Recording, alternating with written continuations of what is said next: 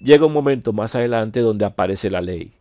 La ley viene dada cuando Moisés, después que el pueblo sale de Egipto, cuando estuvo 215 años allí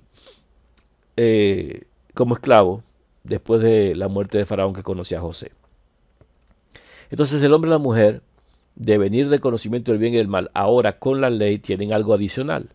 ¿Qué viene con la ley? El conocimiento de lo que es pecado. Antes el hombre sabía lo que era bueno y malo cuando comió del árbol, pero ahora necesita saber qué es pecado, porque necesita saber qué es aquello que le ocasiona al ser humano la muerte. En Romanos 3:20 dice, ya que por las obras de la ley ningún ser humano será justificado delante de él, porque por medio de la ley es el conocimiento del pecado. La ley no viene para justificar a nadie, la ley no viene para salvar a nadie, la ley no viene para darle vida eterna a nadie. La ley no vino para eso. La ley vino para que nosotros primeramente supiéramos qué era pecado, qué cosa es pecado, porque por medio de la ley es el conocimiento de pecado. Romanos 5:12 al 14 dice, por tanto, como el pecado entró al mundo por un hombre y por el pecado la muerte, así la muerte pasó a todos los hombres por cuanto todos pecaron. Trajo el pecado. ¿Cuál fue el pecado del hombre? El pecado de Adán y Eva fue comer de un árbol que le prohibieron. Ese fue su pecado, porque transgredió una ley que decía que si lo hacían, morían. Tenía una paga, una consecuencia. La paga de transgredir el mandato de Dios es que efectivamente se efectúa la muerte. Entonces Romanos 5:13 sigue diciendo, pues antes de la ley que le fue dada a Moisés, dice, había pecado en el mundo. O sea, antes de las tablas de la ley que se dieron en el monte Sinaí, había pecado en el mundo. Existía el pecado en el mundo. ¿Qué pecado existía en el mundo? No solamente en el mundo, también existía pecado en los cielos. Había surgido el pecado en un ser que era un querubín protector. Un ser que existió antes que los seres humanos. O sea que antes de eso ya dice la escritura, pecaste. Tú, querubín protector, pecaste. O sea, pecó. Había quebrantado algo, había hecho algo. Por lo tanto, había pecado. Entonces dice que la muerte vino como consecuencia de haber transgredido.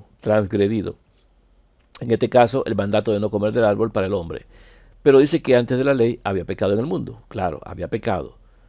Pero dice también la escritura que donde no hay ley, no se inculpa de pecado. O sea, nosotros no podemos inculpar a gente de pecado si no existe una ley. Recordemos que quienes habían pecado, ¿quiénes habían sido? Adán y Eva. ¿Por qué? Porque quebrantaron una ley. Pero, ¿y el resto de personas que nacieron después de Adán y Eva? ¿Contra qué pecaron? Porque ellos no tuvieron el mandato de comer del árbol de la ciencia del bien y del mal. Porque ya habían sido sacados del jardín del Edén. No tenían esa tentación ni tenían necesidad de ella porque ya habían heredado la muerte y ya tenían el conocimiento del bien y del mal. No era algo que iba a ser nuevo en ellos. Entonces, ¿de qué manera pecaron los que venían después de Adán? Si no existía ley. No, no pecaron a la manera de Adán. Aquí lo dice. No obstante, dice Romanos 5:14, reinó la muerte desde Adán hasta Moisés, aún en los que no pecaron a la manera de la transgresión de Adán, el cual es figura del que había de venir. ¿Qué está diciendo Romanos 5:14? Que la muerte fue la que reinó desde Adán, cuando cayó, hasta Moisés, que llegó la ley. ¿Por qué? ¿Porque ellos pecaron? No, aún en los que no pecaron, como lo hizo Adán y Eva, porque Adán y Eva pecaron contra la ley que Dios dio de no comer del árbol, aún en los que no quebrantaron eso, la muerte reinó. ¿Por qué reinó la muerte? Si no eran culpables de pecado, porque no había ley. Bueno, a pesar de que no había ley y no se podían inculpar de pecado, la muerte reinó porque todos los que nacen de Adán en descendencia mueren. El problema con la muerte reinar es que al no haber un medio de salvación, todo el que moría después de Adán no podía levantarse de la tumba, porque la resurrección no había sido dada todavía. Todavía no se había entregado lo que es para el hombre la forma de salvación. Por esa razón hay que entender que la muerte reinó. Solamente aquellos que Dios conoció, escúchenme bien, solo aquellos que Dios conoció, a los que hallaron gracia a los ojos de Dios, que le creyeron a Dios, pudieron pasar probablemente a ser justificados de alguna manera. ¿Cómo así? Bueno, lo primero es que Dios nos conoce a todos desde antes. Dios sabe quién es de Él y quién no, porque Romanos 8 nos dice que a los que antes conoció los predestinó para que fuesen hechos conforme a la imagen de su Hijo. Existe, hay un proceso en Romanos 8 narrado de cómo alguien puede tener vida. Ahora, la vida solamente es posible si guardamos los mandamientos de Dios. Esta gente que nació después de Adán tenía conocimiento del jardín del Edén, tenía conocimiento por historia narrada de padre a hijos de cómo el hombre perdió el privilegio en el jardín. Todo eso era conocido. Matusalén, que vivió 969 años, tuvo tantos años de conocimiento que venían desde su linaje de atrás de Adán y tuvo conocimiento de estas cosas. ¿Qué pasaba con los hombres que llegaron hasta el tiempo del diluvio? Bueno, sencillamente que en el conocimiento que tenían de la procedencia de donde venían y todo lo demás, tenían la oportunidad de creer a Dios, de creerle a Dios, y en ese sentido podían obtener el favor de Dios si le creían a Dios. Entonces, si no le creían a Dios, no. Por eso, en un momento, Noé halló gracia ante los ojos de Dios. Cuando dice que Noé halló gracia, significa que Noé le creyó a Dios. Noé fue justificado por la fe porque Noé le creyó a Dios. La fe está basada en justamente, primeramente, creerle a Dios. Eso es lo primero, guardar los mandamientos, en este caso, creerle a Dios o creer en Dios, es el primer mandamiento. Tener un solo Dios y tener ese Dios es el primer mandamiento. Y Noé lo tenía. ¿Por qué lo tenía Noé? Porque sencillamente a lo largo de la historia de generación en generación, el conocimiento del Dios verdadero se permanecía. Pero no era todo el mundo que le creía. Los pensamientos del hombre eran de continuo solamente al mal. De esta forma, algunos, muy pocos, se pueden contar con los dedos, alcanzaron gracia desde Adán hasta Moisés. Ya luego de ahí, pues viene la ley con un propósito y un fundamento específico que todos debemos conocer. Porque por medio de la ley, primeramente, es conocimiento del pecado. Recordemos entonces, esto es un resumen, pero hay que repetir porque el concepto es difícil de aprender y entender. Adán y Eva pecan al comer del árbol. Esa fue su transgresión. Y tienen que morir. Todo el que nace de Adán y Eva muere. Viene la muerte. La muerte reina aún en las personas que nacieron después de Adán y Eva, aunque ellos no pecaron. ¿Por qué? No se pueden inculpar de pecado porque no hay ley. Donde no hay ley, no se inculpa de pecado. Pero la muerte reina porque ellos no tienen vida. No hay forma de que obtengan vida a menos que crean en el único Dios verdadero y le crean a Dios, que fue lo que Adán y Eva no hicieron. Se rectifican los demás creyéndole a Dios porque Adán y Eva no le creyeron. Pero cuando la ley viene, entonces el ser humano tiene un conocimiento de qué es lo que está mal en él. Pero no solamente como conocimiento, viene con otras funciones que vamos a ver más adelante.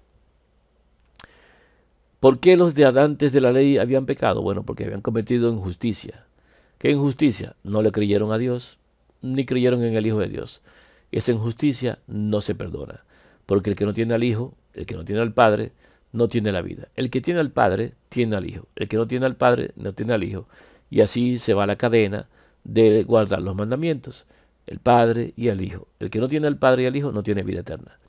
Entonces, toda injusticia, y en este caso la injusticia que se cometió fue negar al Hijo de Dios, y por ende negar al Padre, eso es pecado. El pecado que existió antes de la ley, que todos están bajo esa condenación, es un pecado de injusticia. El pecado que el diablo sembró desde los cielos. Entonces, seguimos viendo en 1 Juan 3, 4 al 5 lo siguiente. Todo aquel que comete pecado infringe también la ley, pues el pecado es infracción de la ley. Escuche bien, infringe también la ley.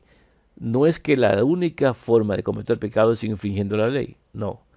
La forma más difícil de limpiar, o que no se limpia nunca, es la forma de la injusticia. Cuando se niega al Hijo de Dios, es un pecado imperdonable. Ahora, el pecado contra la ley, cuando se quebranta un punto de la ley, se puede perdonar. Por eso a los que quebrantan la ley, se les da la oportunidad de obtener la vida eterna si ellos reconocen su condición y proceden de acuerdo a lo establecido en el plan de Dios para la limpieza.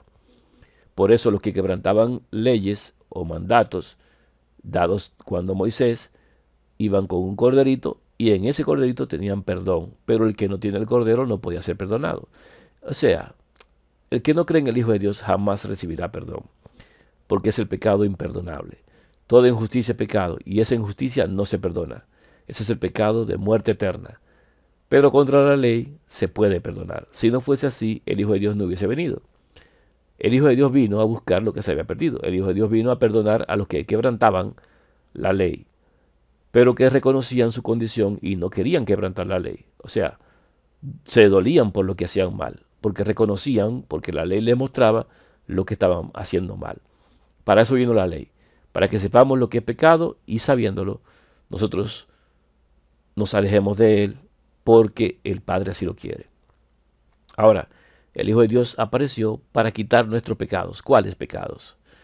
Los pecados que se pueden perdonar, porque esos son los que Él puede quitar. Él no puede quitar el imperdonable, es imposible. En el Hijo de Dios no hay pecado y tampoco hay injusticia, porque Él sí cree y sabe que es Hijo de Dios. Entonces, en Gálatas 3, 16 al 19 dice: Ahora bien, a Abraham fueron hechas las promesas y a su simiente. No dice y a las simientes, como si hablase de muchos, sino como de uno, y a tu simiente, la cual es Cristo. Esto pues digo, el pacto previamente ratificado por Dios para con Cristo, la ley que vino 430 años después, no lo abroga para invalidar la promesa.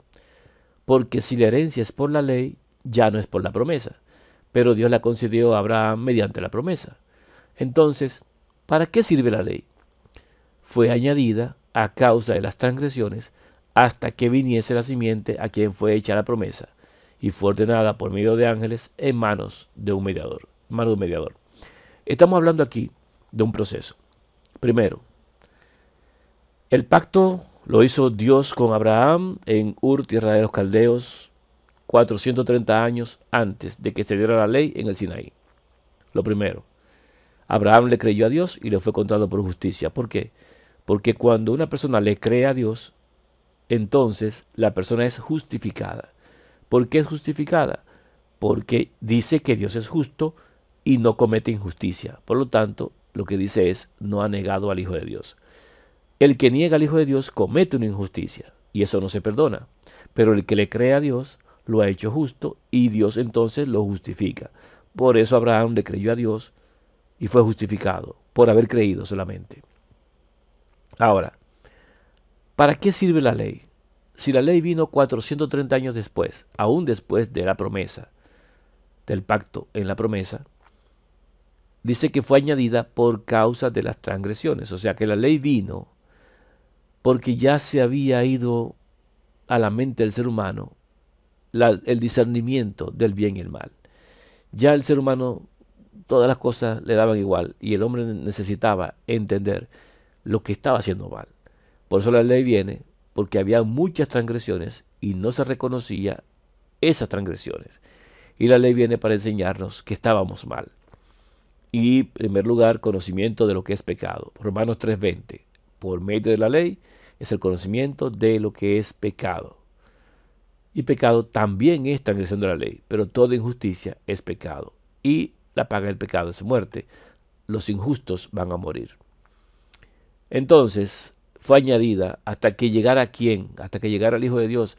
La ley vino a enseñarnos a nosotros que estábamos en condición de perdidos para que aguardemos la manifestación de la simiente que nos iba a liberar. 1 Juan 5, 16 al 19. Si alguno viera a su hermano cometer pecado que no sea de muerte, pedirá y Dios le dará vida. Esto para los que cometen pecado que no sea de muerte. Hay pecado de muerte por el cual yo no digo que se pida. Toda injusticia es pecado, pero hay pecado no de muerte. Sabemos que todo aquel que ha nacido de Dios no practica el pecado, pues aquel que fue engendrado por Dios le guarda y el maligno no le toca. Sabemos que somos de Dios y el mundo entero está bajo el maligno. Muy bien, cuando habla aquí de si viera a su hermano cometer pecado, todo pecado, ¿qué trae todo pecado? Muerte. La paga del pecado es muerte. Entonces, ¿por qué razón dice aquí que el que viera a su hermano cometer pecado, que no sea de muerte? ¿Hay algún pecado que no sea de muerte? Todos los pecados son de muerte. Pero aquí está hablando de un pecado de muerte eterna. Porque hay pecado que no te mata eternamente, que te hace pasar por su condición, pero que tiene perdón. Pero hay pecado que no tiene perdón. ¿Cuál pecado no tiene perdón? El pecado de la injusticia. Por eso dice, toda injusticia es pecado. Esa mata. Pero hay pecado que no es de muerte. ¿Por qué? Porque es pecado contra la ley. Y contra la ley, si tú reconoces tu falta y buscas al Hijo de Dios, tienes perdón. Entonces, si alguien es nacido de Dios, la única forma de nacer de Dios es creyéndole a Dios y creyendo en el Hijo de Dios. Todo aquel que cree en el Hijo de Dios, entonces es hijo de Dios. Y si ya es hijo de Dios, entonces aquel que fue engendrado por Dios, ¿quién fue engendrado por Dios? El que fue engendrado por Dios fue el de la eternidad, el que dijo, yo soy tu hijo, mi padre me ha dicho, mi hijo eres tuyo, te engendré hoy. Ese que fue engendrado en los días de la eternidad guarda a aquel que le cree a Dios. Y el diablo ya no tiene poder sobre él porque le pertenece al Padre y al Hijo. Sabemos que somos de Dios cuando le creemos a Dios, cuando guardamos sus mandamientos. Los mandamientos no son la ley, no. Los mandamientos son dos. Uno es que tengamos un solo Dios, un único Dios verdadero, que le creamos a Él. Y el otro es que creamos en el nombre de su Hijo unigénito, que es engendrado por Él. Y eso se confirma cuando nosotros amamos a los hermanos que creen lo mismo que nosotros. Así es como se confirma. Nadie puede decir que ama a Dios si no ama a su hermano a quien ve. Entonces el mundo entero está bajo el maligno porque el mundo entero no le cree a Dios. Ni creen en el Hijo de Dios, ni creen en el Padre. Así de sencillo. Creen en cualquier cosa. En un Dios trino, en un Dios unitario, en unas entidades que se dividen y se multiplican, en cualquier cosa de esas tonterías que el diablo se ha inventado. Y por lo tanto siguen siendo del diablo, del enemigo. Están bajo el maligno. Juan 17, del 6 al 9. He manifestado tu nombre a los hombres que del mundo me diste. Tuyos eran y me los diste, y han guardado tu palabra. Ahora han conocido que todas las cosas que me has dado proceden de ti, porque las palabras que me diste les he dado, y ellos las recibieron, y han conocido verdaderamente que salí de ti, y han creído que tú me enviaste. Yo ruego por ellos, no ruego por el mundo, sino por los que me diste, porque tuyos son. Juan 17 dice claramente muchas cosas. Primero, que el Hijo de Dios vino a darnos a conocer a su Padre. La única forma de tener vida eterna es conociendo al Padre y al Hijo. Juan 17:3. Y el Hijo vino a dar a conocer el nombre de su Padre.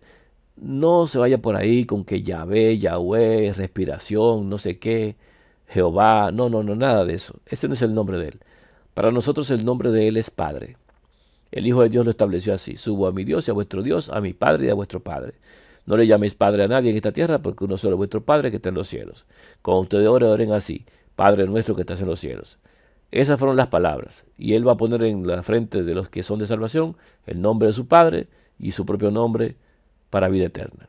Entonces, Él no vino a dar el nombre de Yahvé ni Yahweh. ¿Por qué? Porque los fariseos, los judíos, los sacerdotes de su tiempo sabían eso, lo pronunciaban, lo tenían en sus escritos y sabían más fácil que cualquiera de hoy en día cómo se decía.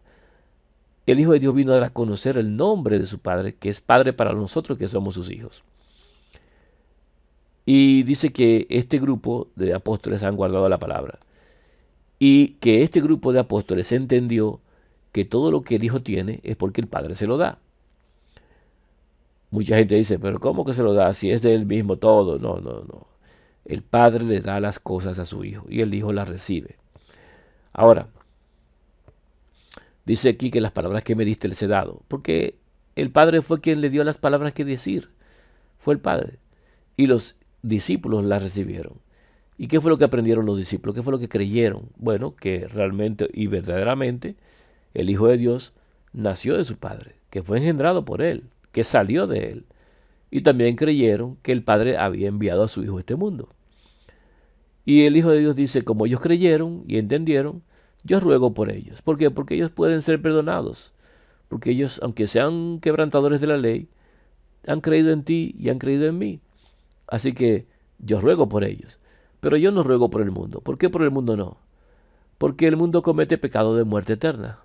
El mundo comete pecado porque el mundo no le cree al Padre ni le cree al Hijo. Y en ese sentido no guarda los mandamientos. Entonces, vemos que el Hijo de Dios en los días pasados, días de la eternidad y en tiempo de fundación, era hijo. Desde que él fue engendrado, es hijo de Dios. En el Antiguo Testamento era hijo de Dios. Dice en Salmo 2.7, yo publicaré el decreto, Jehová me ha dicho, mi hijo eres tú, yo te he engendrado hoy. O sea que es hijo. También vemos que el Hijo de Dios, por haber nacido de su padre, y el padre es rey, el Hijo es príncipe. En Proverbios 8.23 dice, eternamente tuve el principado desde el principio. O sea, lo que era desde el principio, él era el príncipe del cielo, el Padre era el rey. También el Hijo de Dios es el Verbo. En Juan 1.1 dice que en el principio era el Verbo. Si estaba en el principio, él es el Verbo era con Dios, estaba el Hijo con su Padre. También es Miguel. ¿Quién es Miguel? Daniel 10.21 dice, pero yo declararé lo que está escrito en el libro de la verdad. Ninguno me ayuda contra ellos, sino Miguel, vuestro príncipe. El único príncipe del cielo que tuvo el principado es el Hijo de Dios. Así que es Miguel. También es poder de Dios y sabiduría de Dios. 1 Corintios 1.24. Más para los llamados así judíos como griegos. Cristo, poder de Dios y sabiduría de Dios. También es Espíritu. Espíritu de Dios, Espíritu Santo, Espíritu, bueno, el Hijo de Dios es esto también en la fundación y creación. 1 Corintios 10.4 nos dice a nosotros que en Moisés y el pueblo de Israel, dice, todos bebieron la misma bebida espiritual porque bebían de la roca espiritual que los seguía y la roca era Cristo. La roca es Cristo, la roca de la eternidad, y Él es el Espíritu, o bebida espiritual también.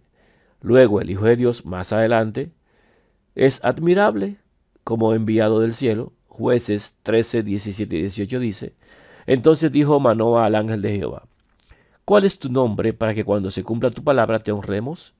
Y el ángel de Jehová respondió, ¿por qué preguntas por mi nombre, que es admirable? O sea, Él es el ángel de Jehová, Él es admirable, su nombre es admirable.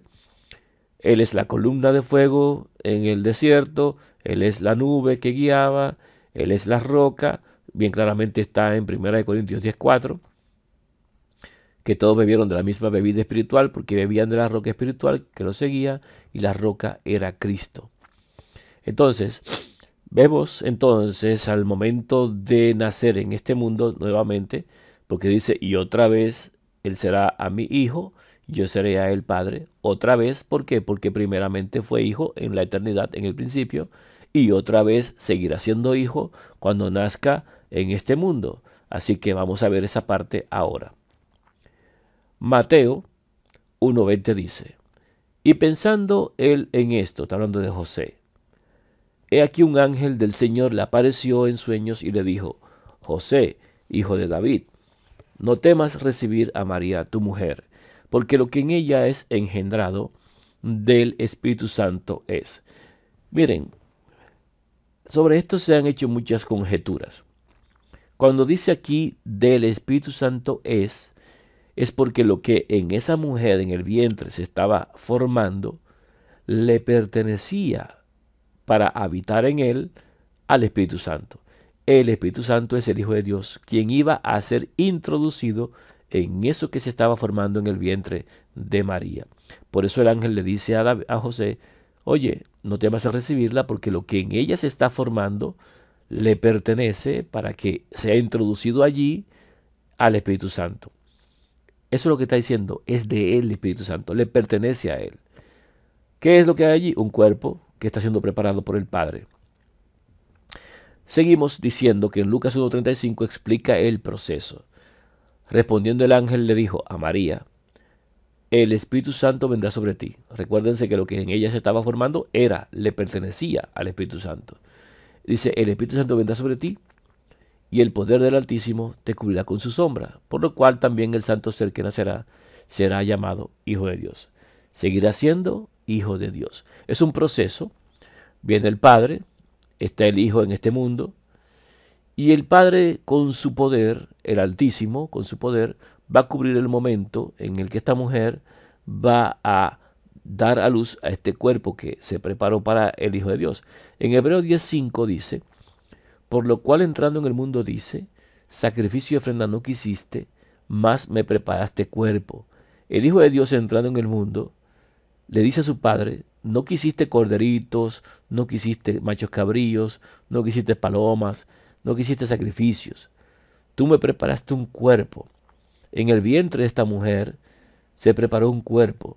Ese cuerpo le pertenecía al Espíritu Santo, era del Espíritu Santo. Lo que se estaba formando en ella era del Espíritu Santo, para que el Espíritu Santo entrara. Por eso el Espíritu Santo viene sobre este cuerpo, sobre María, y el Padre cubre con su poder ese momento con su sombra, y entonces introduce a su Hijo en el mundo, en un cuerpo que le preparó en el vientre de una mujer. Y cuando lo introduce, entonces, podemos ver allí, cuando lo introduce, cómo este cuerpo toma vida, porque la vida misma, el Espíritu Santo, es introducido. Y en ese momento, dice que el santo ser que nacerá será llamado Hijo de Dios. ¿Por qué será llamado Hijo de Dios? Porque era Hijo de Dios. En Juan 3:16 dice, porque de tal manera amó Dios al mundo, que envió a su Hijo único nacido, para que todo aquel que en él crea no se pierda, mas tenga vida eterna. O sea, Dios no fabricó un hijo aquí. Era hijo desde antes. Lo introdujo en un cuerpo que le preparó para que siguiera siendo hijo. Por eso es Hijo de Dios también, otra vez, como dice Hebreo capítulo 1, otra vez, yo seré el Padre y Él me será a mí hijo. Otra vez seré su Padre, porque otra vez lo voy a introducir en un cuerpo. La primera vez nació de sí mismo y la segunda vez lo introduce en un cuerpo humano. La primera vez divino, la segunda vez humano. Entonces, ya estando en condición humana, también se llama Hijo del Hombre. Así que no solamente es Hijo de Dios, también es Hijo del Hombre porque proviene de la raza humana, de la descendencia de David según la carne, de la descendencia de Adán según la carne, pero descendencia de Dios según el Espíritu. Entonces, en Hebreos 1:6, continuando con el momento de su nacimiento en este mundo, dice, y otra vez, cuando introduce al primogénito en el mundo, dice, adórenle todos los ángeles de Dios. No dice que lo crea, no dice que lo hace, dice que lo introduce, porque es lo que hizo. Introdujo a su Hijo, que era el Espíritu Santo, el Espíritu de Dios, en un cuerpo que le preparó. Y cuando lo hizo, mandó a que todos los ángeles adoraran al Hijo en este mundo. Y podemos ver que en Lucas 2, del 12 al 14, dice esto. Esto os servirá de señal. Hallaréis al niño envuelto en pañales, acostado en un pesebre. Y repentinamente apareció con él una multitud de las huestes celestiales que alababan a Dios y decían, gloria a Dios en las alturas y en la tierra paz, buena voluntad para con los hombres. Ese es el momento cuando el Padre manda, cuando introduce a su Hijo, que los ángeles le adoren. Lo vemos con muchos testigos. Entonces, luego el Padre pues se retira, ni modo, y podemos saber lo que dice en Miqueas 5:2. Pero tú, Belén, Éfrata, pequeña para estar entre las familias de Judá, de ti me saldrá el que será Señor de Israel, y sus salidas son desde el principio, desde los días de la eternidad.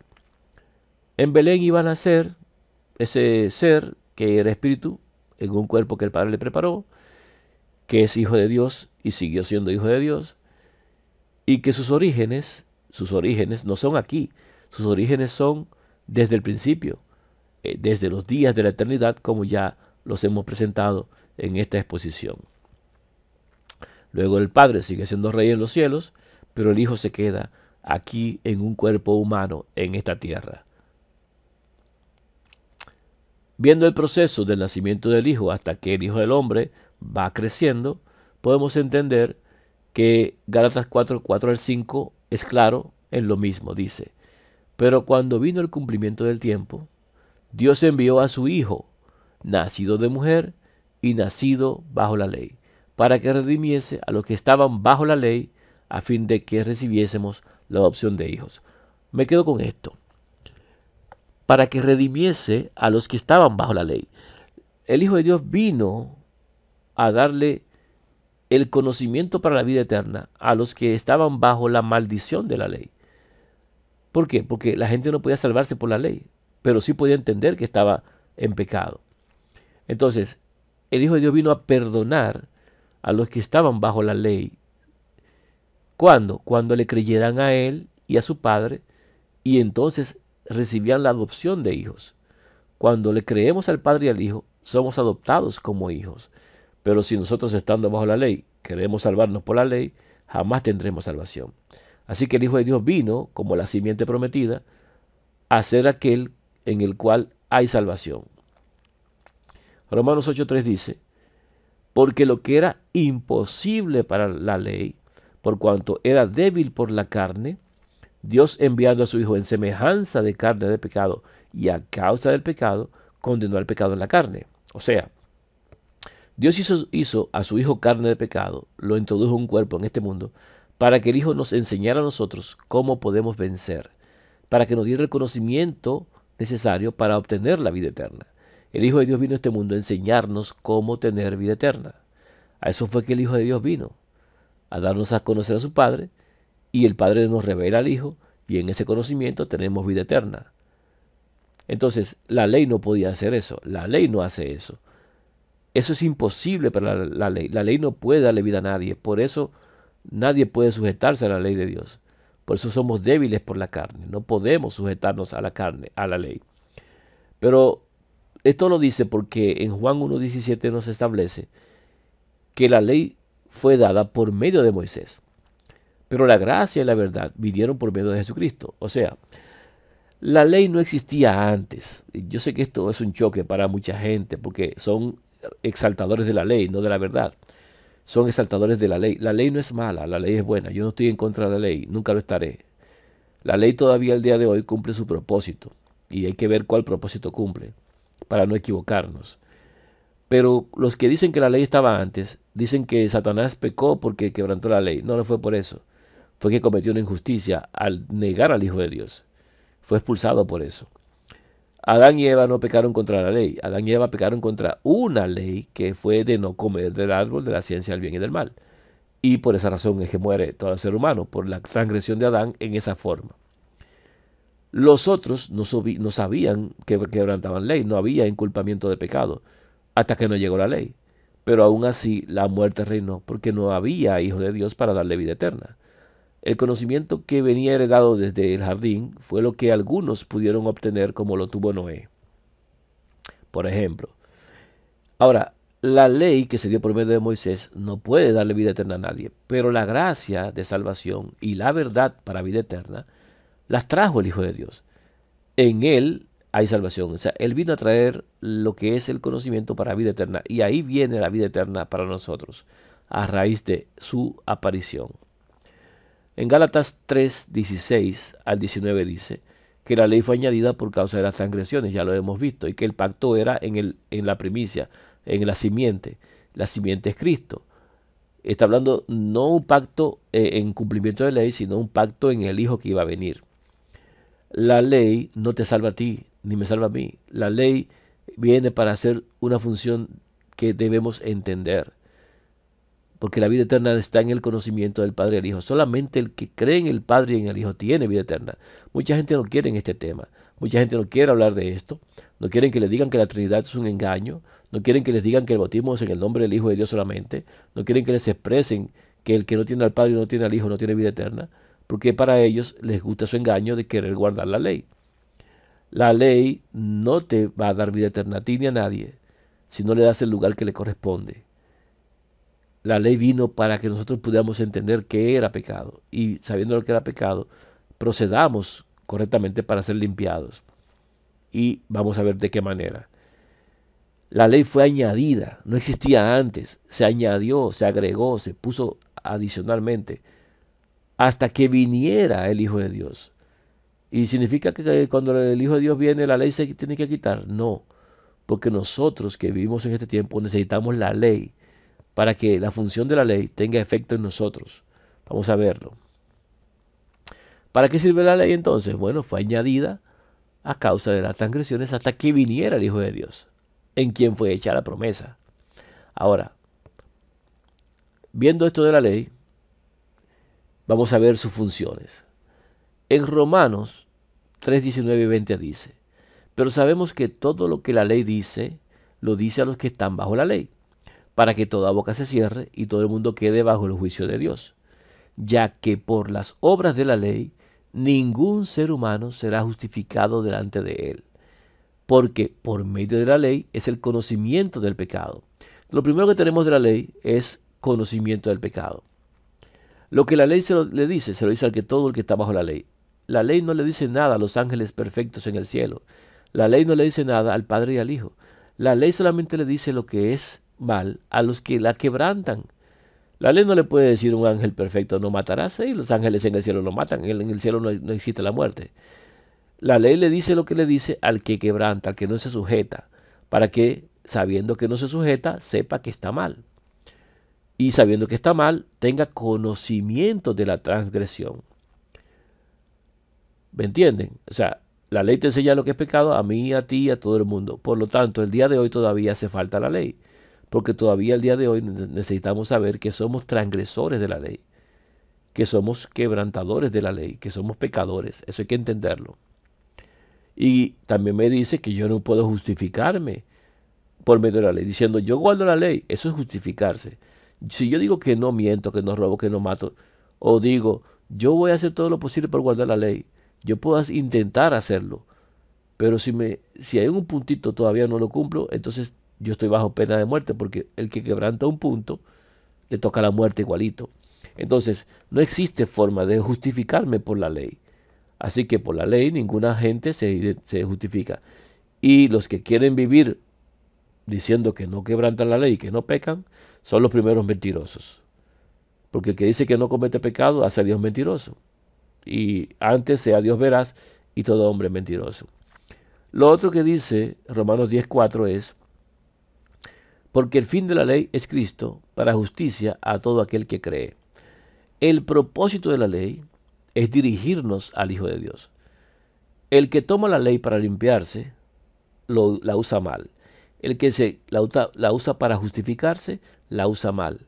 La ley viene para decirnos, somos pecadores, lo primero. Segundo, ¿cómo me puedo limpiar? Necesito buscar al Hijo de Dios.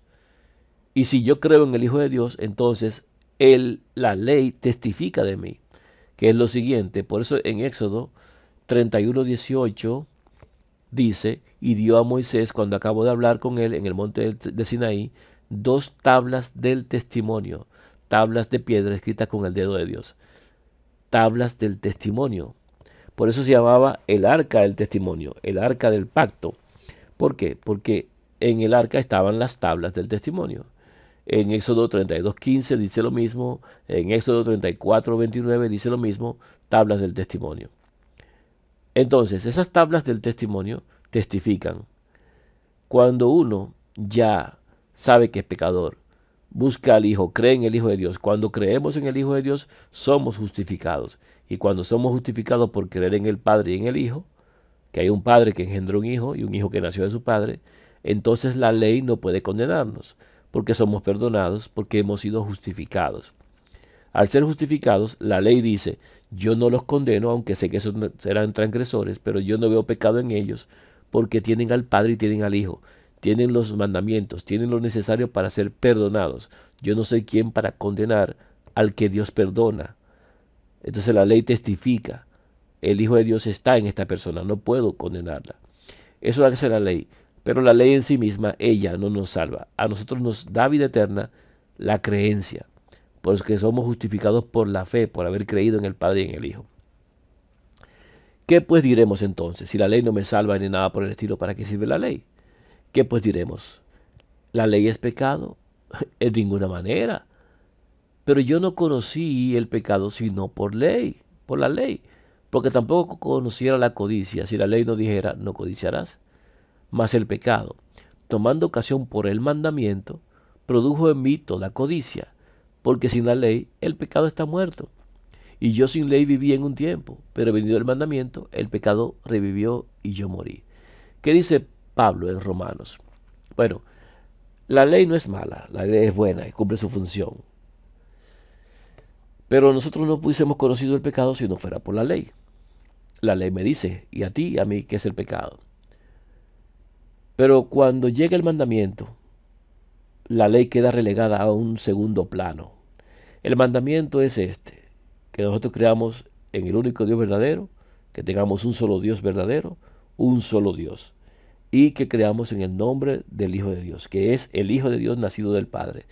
Esos son los mandamientos. Si creemos en el Padre y en el Hijo, guardamos los mandamientos. La ley procura el bien de las cosas, pero no nos da vida eterna. Cuando llegó el mandamiento donde Pablo, Pablo murió. ¿Por qué? Porque Pablo entendió que había perseguido al Hijo de Dios. Pablo entendió que había un Hijo verdaderamente de Dios. Y cuando entendió eso, todo lo que él hacía justificándose por la ley, lo condenó. Por eso el pecado revivió en él. Cuando el mandamiento vino, cuando él comprendió que lo que él hacía tratando de cumplir la ley, matando a los herejes de la ley, cuando él perseguía a la gente, cuando él se sentía a sí mismo guardador de la ley, porque eso eran los fariseos, los judíos, la gente que estudiaba de su tiempo, pensaban que guardaban la ley, que eran los más defensores de la ley, y que estaban bien con la ley, y que no tenían pecado porque ellos iban ejecutando las reglas de la ley. Pablo andaba así. En un tiempo él vivía sintiéndose que él era inocente porque él guardaba la ley para él. Pero cuando conoció el mandamiento, todo lo que él había entendido se le desmoronó. Y entonces el pecado revivió. Y entonces Pablo murió porque Pablo entendió que estaba mal justificándose por la ley. Y el mandamiento entonces fue lo que le produjo a él vida. Nosotros podemos experimentar eso mismo el día de hoy si entendemos esto. Volver a la vida. Gálatas 3, del 10 al 12. Porque todos los que dependen de las obras de la ley están bajo maldición. Pues escrito está, maldito todo aquel que no permaneciere en todas las cosas escritas en el libro de la ley para hacerlas. Y que por la ley ninguno se justifica para con Dios, es evidente, porque el justo por la fe vivirá. Y la ley no es de fe, sino que dice, el que hiciere estas cosas vivirá por ellas. Todos los que andan exaltando la ley, que antes, que después, que no sé qué, y no guardan los mandamientos, están condenados a perderse eternamente para siempre, porque están cometiendo pecado de injusticia, pecado de muerte eterna. Todo el que niega al Padre y niega al Hijo no es de fe. No ha creído. Y si no ha creído no será justificado jamás. Con la ley nadie se justifica. Nadie tendrá vida eterna con la ley. Yo no estoy diciendo que la ley sea mala. Ese mismo problema tenía Pablo antes, que al defender la verdad de la vida eterna, la gente decía que él atacaba la ley. Pero Pablo nunca atacó la ley. Le daba el lugar que le correspondía. El justo no vive por la ley, el justo vive por lo que cree, por el Padre y por el Hijo. La fe está basada en el Padre y en el Hijo. Y la ley no es de fe, sino que la ley te dice, tú tienes que hacer esto que es lo bueno. Si no lo haces, está mal. Y nosotros sencillamente vemos que estamos mal porque quebrantamos las cosas, no las guardamos. No es verdad, nadie se sujeta. En Romanos 8, 7 dice, por cuanto los designios de la carne son enemistad contra Dios, porque no se sujetan a la ley de Dios, ni tampoco pueden. Cualquier ser humano que quiera jactarse no puede hacerlo, porque la carne no se sujeta a la ley de Dios, ni nuestra mente tampoco. En Gálatas 2:16 dice, sabiendo que el hombre no es justificado por las obras de la ley, sino por la fe de Jesucristo. Nosotros también hemos creído en Jesucristo para ser justificados por la fe de Cristo y no por las obras de la ley, por cuanto por las obras de la ley nadie será justificado. Eso es muy claro, la Escritura habla muy claramente de estas cosas. Somos justificados por la fe del Hijo de Dios. Debemos tener la misma fe que tuvo el Hijo de Dios. Solamente con esa fe podemos vencer al mundo. No podemos hacerlo por las obras de la ley. La gente quiere salvarse hoy guardando un sábado. La gente quiere salvarse guardando no se sabe cuántas cosas más. No puede, no lo va a hacer jamás. Hermano, entonces no vamos a defender el día de reposo. Sí, todo eso tiene su sentido y hay que comprenderlo. Lo que estoy hablando aquí es de vida eterna. Estoy hablando aquí de justificación. No estoy hablando aquí de si es buena la ley o no es buena. Estoy hablando de justificación para vida eterna. La ley es santa, justa y buena, pero no te puede dar vida eterna a ti ni a nadie. Es por lo que se cree que podemos tener vida eterna. Una cosa, este mundo está caído y los ángeles caídos están para destrucción porque han creído algo equivocado. Cuando alguien no crea la verdad y crea la mentira, se condena. La vida eterna es la recuperación de aquello que antes fue nuestro. Para volver a recuperarlo tenemos que volver a creerle a Dios y creer en Dios y creer en el Hijo. Pero todo aquel que permanece sin creerles, ve permanecer en muerte, porque ese fue el origen de la muerte para el hombre en un principio, no creerle a Dios. Entonces, la ley no nos justifica. Romanos 5, 12 al 14 lo hemos leído, de que antes de la ley había pecado en el mundo y que la muerte reinó desde Adán hasta Moisés y que nosotros sabemos que la muerte pasó a todos los hombres y que hasta que no llegó el Hijo de Dios no llegó el conocimiento para la vida eterna completo, los mandamientos. Antes de ahí los que se salvaban porque le creían a Dios, único Dios verdadero. El único mandamiento que se le dio al pueblo de Israel fue: oye Israel, Jehová nuestro Dios, Jehová uno es, y amarás al Señor tu Dios con toda tu alma, con toda tu mente y con todo tu corazón. Si el pueblo de Israel podía mantenerse fiel a ese único Dios verdadero y no tenía otros dioses ajenos delante de ese Dios, tenía el perdón. Por eso David tenía el perdón, porque David no tuvo otros dioses, nunca los tuvo. David quebrantó la ley, David mandó a matar, tomó mujer ajena, David hizo muchas cosas, pero esas cosas no se le tomaron en cuenta, porque David nunca dejó de tener a ese único Dios verdadero y nunca tuvo otros dioses. Eso significa que él fue fiel al mandamiento y por lo tanto David era conforme al corazón de Dios y David tendrá vida eterna, porque David nunca tuvo otros dioses. Eso es lo que Dios pedía antes, ese era el mandamiento que había que guardar. El mandamiento que se guardaba era ese: creer a un único Dios verdadero. A Israel se le dijo: hay un solo Dios, Israel. Tú tienes un solo Dios que es el Padre, tú no tienes otro Dios, un solo Dios. Luego, el conocimiento del Hijo viene cuando el Hijo llega y el Padre dice: este es mi Hijo amado, óiganlo a Él. Entonces tenemos que comprender que antes las personas tenían que salvarse por creerle a Dios y tener un solo Dios. Ahora, la única forma de salvarse es teniendo al Padre y al Hijo. No hay otra manera. Y ya hemos leído en Romanos 3:19 que la ley le dice las cosas a los que están bajo la ley, que nadie es justificado por las obras de la ley y que aparte de la ley se manifestó la justicia de Dios, que es en el Hijo, testificada, que da testimonio por la ley y los profetas. Y la justicia de Dios, la única forma de ser justificado, que es por medio de la fe en Jesucristo, solamente para los que creen, porque no hay diferencia. Porque todos pecaron, todos o han sido injustos o quebrantaron ley, y todos están destituidos de la gloria de Dios. Y que solamente somos justificados gratuitamente por su gracia, mediante la redención que es en su Hijo. Y la única propiciación que Dios puso fue a su Hijo, para poder manifestar su justicia. Dice en Romanos 3:25, interesante este versículo, lo voy a leer. Dice: a quien Dios puso como propiciación por medio de la fe en su sangre, para manifestar su justicia, a causa de haber pasado por alto en su paciencia los pecados pasados, con mira o con la mira de manifestar en este tiempo su justicia, a fin de que Él sea el que justo y el que justifica al que es de la fe de Jesús. Este versículo de Romanos 3:25 se ha usado mucho por personas que tuercen lo que es la justificación por la fe y piensan que enseñan justificación por la fe cuando enseñan justificación por obras. Cuando habla de haber pasado por alto en su paciencia los pecados pasados, Aquí no habla de bautismo, es lo primero. Aquí no habla de cuando yo antes, después me arrepentí y bueno, ya todos los pecados pasados después que me arrepentí. Tampoco habla de eso. Cuando habla de los pecados pasados, se refiere a todas las transgresiones que se cometieron antes de haber venido el Hijo de Dios. Dios pasa por alto todas esas injusticias, todos esos pecados. Claro, el que reinó la muerte y no le creyó a él, se fue.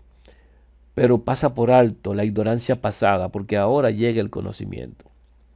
Y nos da a nosotros la oportunidad de tener vida eterna en ese conocimiento. Por eso dice con la mira de manifestar en este tiempo su justicia.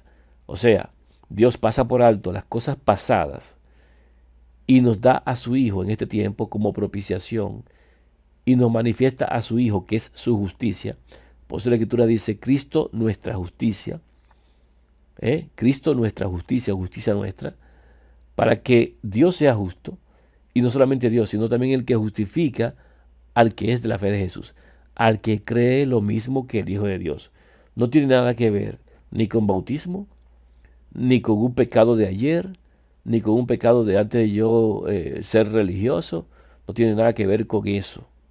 Ni que yo hoy voy a ser reincidente porque ya mis pecados pasados fueron pasados por alto, pero los pecados de ahora no. No tiene nada que ver con eso. Aquí está hablando de pecados pasados en referencia a antes de manifestar su justicia, que es el Hijo de Dios. El que está en el Hijo de Dios es perdonado. Si nos manda a nosotros a perdonar 70 veces 7, y dice la Escritura que si alguno hubiera pecado, abogado tenemos para con el Padre, a Jesucristo el justo. Entonces, ¿cómo alguien me puede decir a mí que Dios no me va a perdonar mis transgresiones? Ojo, cuando uno está en el conocimiento del Padre y del Hijo y uno comete pecados, uno no los hace deliberadamente. Porque hacer pecado o cometer pecado de forma deliberada es convertir la libertad en libertinaje. Nadie que su padre le perdone una cosa en esta tierra, alguna cosa mala que haya hecho, va luego a salir por ahí a repetirla porque su papá lo va a perdonar de nuevo. Eso es un asunto inconsciente. O sea, no hay conciencia. No tiene ninguna forma ni derecho. Yo siendo el padre no lo perdono nunca. ¿Por qué? Porque lo está haciendo a propósito.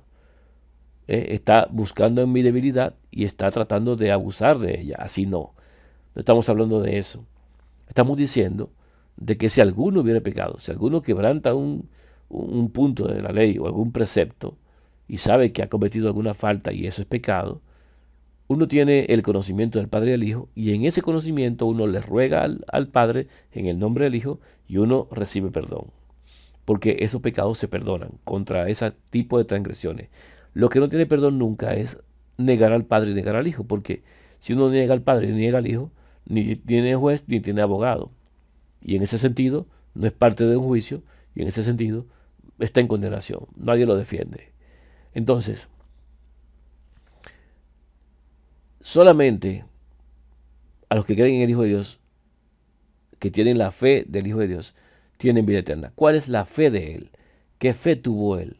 Porque Él vino a enseñarnos cómo obtener esa fe. Tenemos que aprender estas cosas. Vamos a ver entonces en Romanos 3:26 en detalle, con la mira de manifestar en este tiempo su justicia, a fin de que Él sea el justo y el que justifica al que es de la fe de Jesús. ¿Cuál es la fe de Jesús?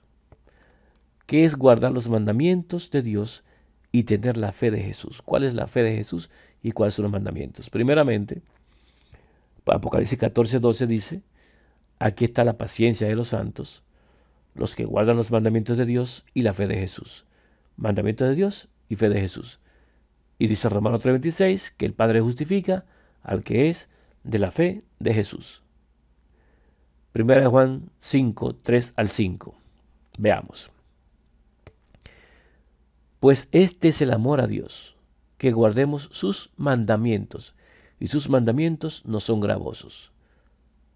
Porque todo lo que es nacido de Dios vence al mundo, y esta es la victoria que ha vencido al mundo, nuestra fe. La fe de Jesús tiene que ver con los mandamientos. Los mandamientos no son pesados, y la victoria que vence al mundo es esa fe. ¿Quién es el que vence al mundo? Sino el que cree que Jesús es el Hijo de Dios.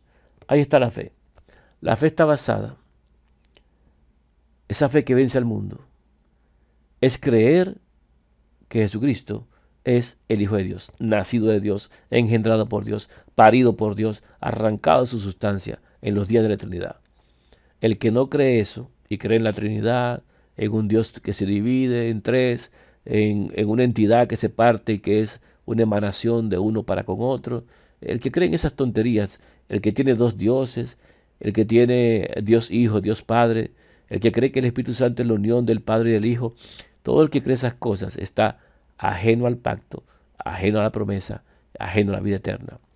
No va a vencer el mundo jamás, porque el que vence al mundo es el que cree que Jesucristo es el Hijo nacido de Dios en los días de la eternidad. Esa es la fe. La fe de Jesús es que Él creyó que Él nació de Dios y salió de Dios. Y Dios lo envió a este mundo. La fe de los discípulos es que ellos habían creído que realmente, verdaderamente, este de Dios había salido y había venido. La fe que vence al mundo es creer que Jesús es el Hijo de Dios. Juan 16:33. Estas cosas os he hablado para que en mí tengáis paz. En el mundo tendréis aflicción, pero confiad, yo he vencido al mundo.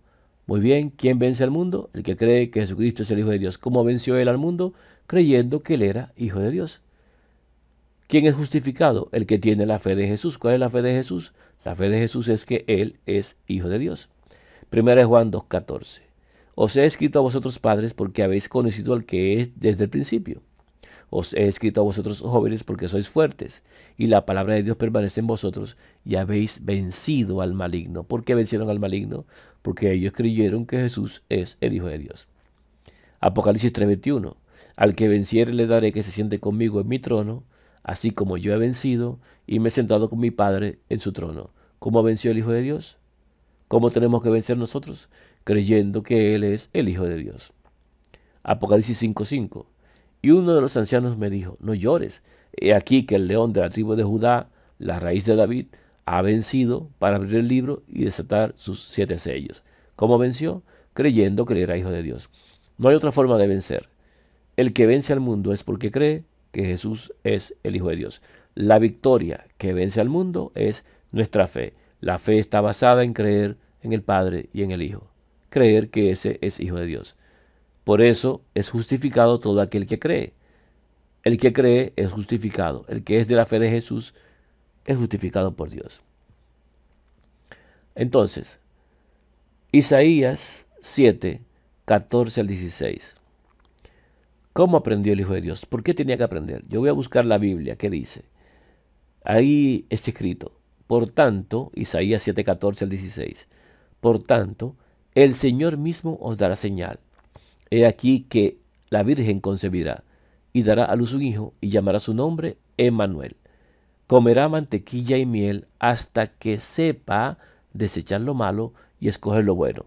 Porque antes que el niño sepa desechar lo malo y escoger lo bueno, la tierra de los 2 reyes que tú temes será abandonada. Aquí el punto es que él tiene que aprender a desechar lo malo y escoger lo bueno. Tiene que aprender, no es algo que él vino con ese conocimiento, él tiene que aprenderlo. Hebreos 5:7-9. Y Cristo, en los días de su carne, ofreciendo ruegos y súplicas con gran clamor y lágrimas, al que le podía librar de la muerte, fue oído a causa de su temor reverente. Y aunque era hijo, por lo que padeció, aprendió la obediencia. ¿Qué dice ahí? Aprendió. No que era obediente, tenía que aprenderlo, sí, porque no lo sabía, tuvo que aprender a creer. Obediencia es creer, tuvo que aprender a creer. Y habiendo sido perfeccionado, vino a ser autor de eterna salvación para todos los que le obedecen, para todos los que le creen. Obedecer es creer. ¿Quién ha creído nuestro anuncio? ¿Quién ha...? ¿Me entienden? Ahora, vamos a ver el capítulo 7, la niñez de Cristo, de el deseado de todas las gentes. Porque necesito también otro testigo que diga que el Hijo de Dios no vino con toda la sabiduría que tenía en los días de la creación, en la eternidad. Él vino como un niño cualquiera, común y corriente, solamente que la vida que él tenía era la vida que venía del cielo, que no fue un hombre que transmitió vida, vida para muerte, sino que la vida misma que estaba con el Padre se nos manifestó en carne, que la carne lo llevaba a la muerte, pero que la vida misma estaba en él. Pero esa vida no vino con un conocimiento de los cielos, de una creación ni nada, sino que vino como un niño, como tú y como yo, a aprender. Tuvo que aprender, tuvo que ser autor y consumador de la fe. Él es el autor porque es el que da el origen a la fe, pero es consumador porque tuvo que creerlo también, tuvo que ser parte de ese aprendizaje. Y traigo este capítulo de la niñez de Cristo porque tengo otro testigo que es este, que me dice eso mismo. Leamos. Este capítulo está basado en Lucas 2 del 39 al 40. El niño Jesús no recibió instrucción en las escuelas de las sinagogas.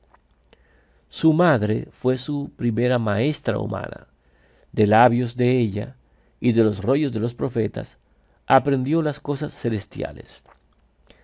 Las mismas palabras que él había hablado a Israel por medio de Moisés le fueron enseñadas sobre las rodillas de su madre, y al pasar de la niñez a la adolescencia, no frecuentó las escuelas de los rabinos, no necesitaba la instrucción que podía obtenerse de tales fuentes, porque Dios era su instructor.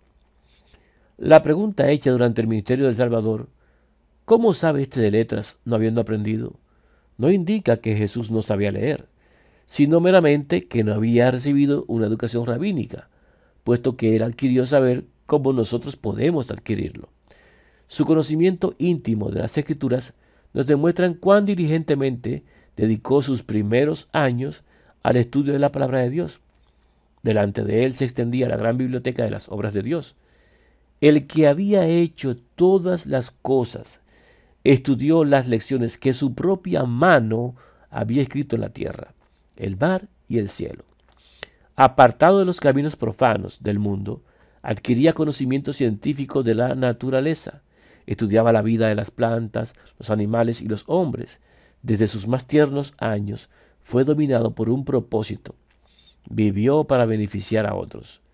Para ello, hallaba recursos en la naturaleza, al estudiar la vida de las plantas y los animales, concebía nuevas ideas de los medios y modos de realizarlo. Continuamente trataba de sacar de las cosas que veía ilustraciones con las cuales presentar los vivos oráculos de Dios.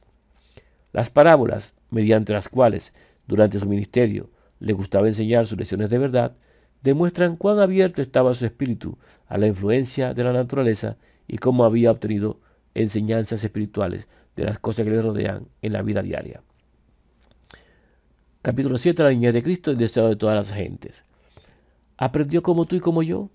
Por eso es que hay que tener la fe de Jesús, porque él creyó que era hijo de Dios. Y luego lo enseñó a los demás. Y el que cree que él es hijo de Dios se perfecciona en esa fe. Entonces, guardar los mandamientos. ¿Qué son los mandamientos? Mateo 22, 36 al 40. Maestro, ¿cuál es el gran mandamiento en la ley? Jesús le dijo, amarás al Señor tu Dios con todo tu corazón y con toda tu alma y con toda tu mente. Este es el primero y grande mandamiento. Y el segundo es semejante, amarás a tu prójimo como a ti mismo. De estos dos mandamientos depende toda la ley y los profetas. Mucha gente dice, bueno, que el Hijo de Dios resumió la ley en dos mandamientos. No, él no resumió la ley en dos mandamientos. El mandamiento ya existía desde antes. Lo podemos ver claramente en una cita que vamos a ver del Antiguo Testamento. Pero dice que de esos mandamientos depende toda la ley. ¿Por qué? Porque si no se guardan los mandamientos, no se tiene vida eterna. La ley está sujeta a esos mandamientos. Solamente los mandamientos pueden dar vida. Solamente con creer en el único Dios verdadero se tiene vida, porque se tiene al Padre, se tiene al Hijo. Todos los profetas tienen vida eterna solamente en ese mandamiento. Todos los que vivieron antes del Hijo de Dios tienen vida eterna en ese mandamiento. La ley que se dio en el Antiguo Testamento tiene su creación y su composición en ese mandamiento. El que no tiene el mandamiento no tiene vida eterna.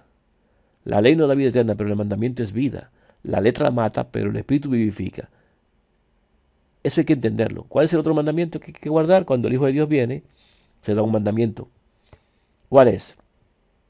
1 Juan 3, 22 y 23. Y cualquiera cosa que pidiéramos, la recibiremos de Él, porque guardamos sus mandamientos y hacemos las cosas que son agradables delante de Él. Los discípulos dicen, nosotros guardamos sus mandamientos. ¿Cuáles son los mandamientos que ellos guardan? No robarás, no matarás. No, esos no son mandamientos. El título de mandamiento que se puso encima en las Biblias, en Éxodo 20, no es real. Ese título que dice los 10 mandamientos se lo agregaron los hombres por instigación del diablo, para que la gente pensara que esos son los mandamientos que hay que guardar.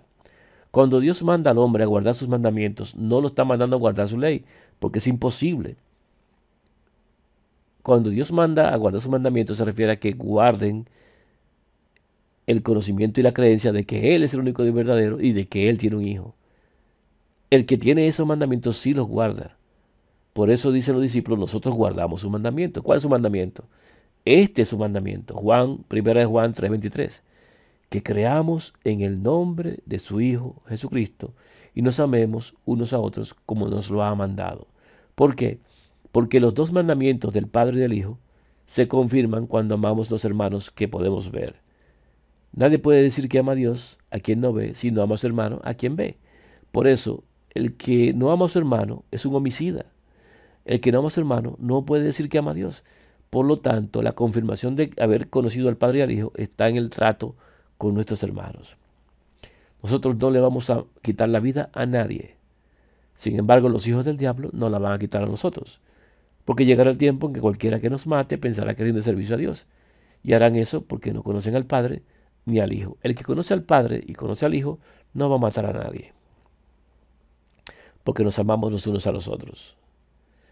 Y ponemos nuestra vida por los demás. Esa es la forma. Ahora, estos son los mandamientos. El Padre y el Hijo.